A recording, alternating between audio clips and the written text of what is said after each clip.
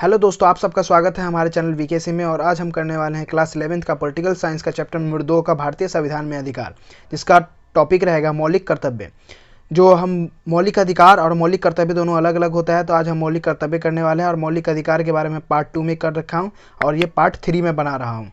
तो चलिए हम करते हैं मौलिक कर्तव्य के बारे में। तो जो हमारा रहेगा पहला प्रश्न कि नागरिकों के मौलिक कर्तव्य क्या होता है और क्या है इसका महत्व है।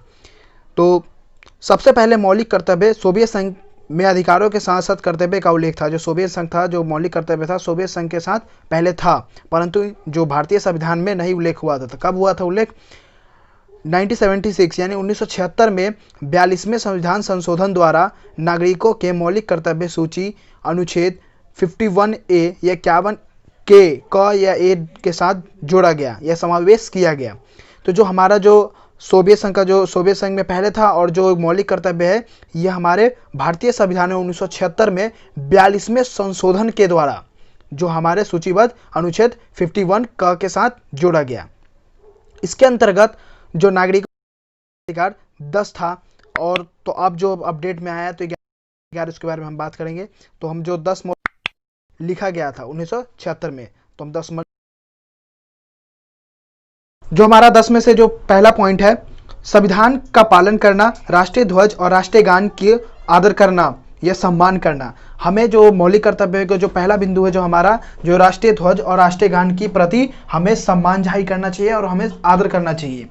जो दूसरा पॉइंट है हमारा, राष्ट्रीय आंदोलन के प्रेरित करने वाले उच्च आदर्शों को हृदय से जोड़े रखना और उसका पालन करना चाहिए। जो राष्ट्रीय आंदोलन से जो बड़े बड़े जो वीर होते हैं, उनके प्रति हृदय से जोड़े रखना चाहिए, उनका पालन करना चाहिए, उनको सम्मान करना चाहिए। भारत की संप्रभुता, एकता और अखंडता की रक्षा। हमें जो संप्रभुता को बनाए रखना चाहिए और एकता को बनाए रखनी चाहिए। बीच में कोई भी हिंसा और अहिंसा नहीं करना चाहिए। अखंडता को रक्षा करना चाहिए कि हमारे देश के अंदर कोई विवाद ना हो, टूटे ना। चौथा पॉइंट है हमारा, राष्ट्रीय रक्षा एवं सेवा के लिए तत्पर रहना। हमें जो राष्ट्र को सेवा के लिए, उनकी रक्षा के लिए हमें हर समय हमें उसके तत्पर रहना चाहिए। उसके रक्षा के लिए हमें उसकी हेल्प, मदद के लिए, राष्ट्र के, सरकार, देश के लिए।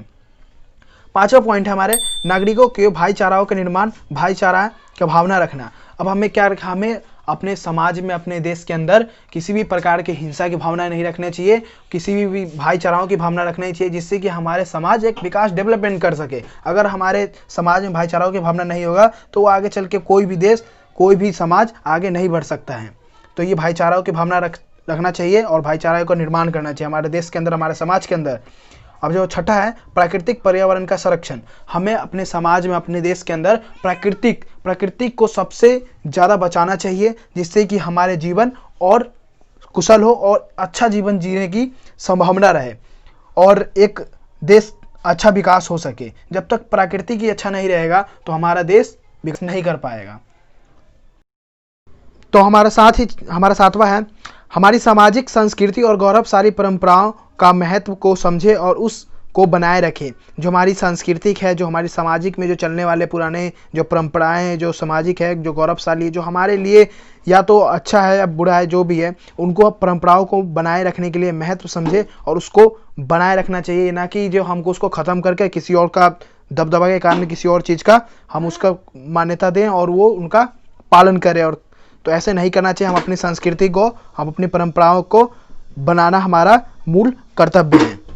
हमारा जो आठवां है, वैज्ञानिक दृष्टिकोण, मानववाद और ज्ञान अर्जन तथा सुधार की भावना का विकास। जो हमारे यहाँ पे क्या होना चाहिए कि कुछ वैज्ञानिक स्तर पे कुछ बेहतर विकास किया जाए, उनकी भावनाओं को समझा जाए। दृष्टिकोण, वैज्ञानिक दृष्टिकोण और मानववाद, ना कि कोई अंधविश्वास और कुछ ऐसी जो पुरानी परंपराएं जो है, जो टिकी हुई हमारे समाज के लिए बेकार, जो फालतू है, उसको हमें मूल कर्तव्य नहीं मानना चाहिए। कुछ विकास में योगदान देना चाहिए। हमारा भारत के लिए प्रति मूल कर्तव्य बनता है कि हम भी कुछ भारत को दे। तो जो हमारा 9वां है, इसमें सार्वजनिक संपत्ति की सुरक्षित रखें और स्वच्छ भारत अभियान को सफल बनाएं और हिंसा से दूर रहें।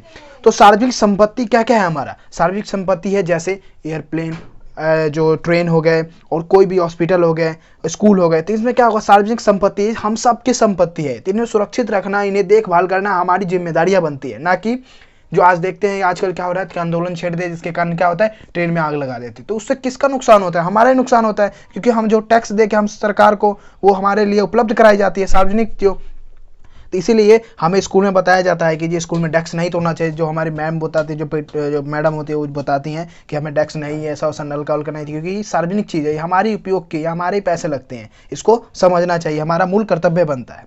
तो व्यक्तिगत और सामूहिक गतिविधियों के सभी क्षेत्र के उत्कर्ष को बढ़ाए रखना चाहिए। अब जो हमारा जो 10वां है वो व्यक्तिगत से सामूहिक, यानी हमारे जो भारत में जो मिलकर जो लोगों को, नागरिकों को मिलकर कुछ ऐसी व्यवस्थाएं बनानी चाहिए जो अपने लक्ष्य को प्राप्त कर सके, उत्कृष्ट यानी कुछ बेहतर ढंग से कुछ लक्ष्य को प्राप्त कर सके और समाज कल्याण में उसका योगदान हो सके। तो मैं बता दूं कि जो हमारा जो 10वां था, जो हमारा जो अगला संशोधन 10 था, ये 11वां मैं बताने जा रहा हूँ, जो कि हमारा 11वां है कि 6 से 14 साल के आयु के बच्चे को शिक्षा दिलाने का कर्तव्य। ये 26वें जो 86 जो संशोधन हुआ था 2002 में जोड़ा गया था। तो ये जो संशोधन है ये हमारे भारत के अंदर जितने भी जो मतलब गरीब जो बच्चे हैं वो पढ़ सके और शिक्षा ग्रहण कर सके और अपना विकास करने के लिए जो हमारा ये मूल कर्तव्य है। आजकल हमारे जो भारत के अंदर ऐसी जो गरीब बच्चे हैं जो हमारे शिक्षा जो हमारे वो उसको शिक्षा तो मतलब नहीं मिल पाता है, परंतु अब जो कुछ डेवलपमेंट हो चुका है, मतलब कम से 100 में से 20% ही होगा जो शिक्षा नहीं मिल पाया होगा, परंतु उसको भी हम अपने साथ ही जोड़े और कुछ बेहतर डेवलपमेंट विकास भारत बनाए।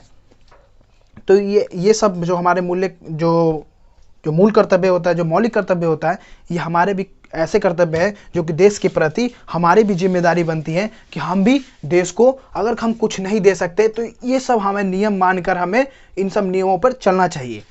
तो हमारे लिए देश बहुत कुछ देता है, परंतु हम देश के लिए कुछ नहीं देते हैं। तो ये हमारा मौलिक कर्तव्य है। अगर ये आप सबको वीडियो पसंद आया हो तो आप अपने दोस्तों में शेयर ज़रूर करें और साझा ज़रूर करें, ताकि उनको भी कुछ हेल्प हो सके ये कोरोना काल में। धन्यवाद। जय हिंद। हेलो दोस्तों, अगर आप हमारे चैनल पर नए हैं तो हमारे चैनल को सब्सक्राइब करें, साथ ही बेल आइकॉन दबाएं ताकि हमारे वीडियो आप तक जल्द से जल्द पहुंच जाए।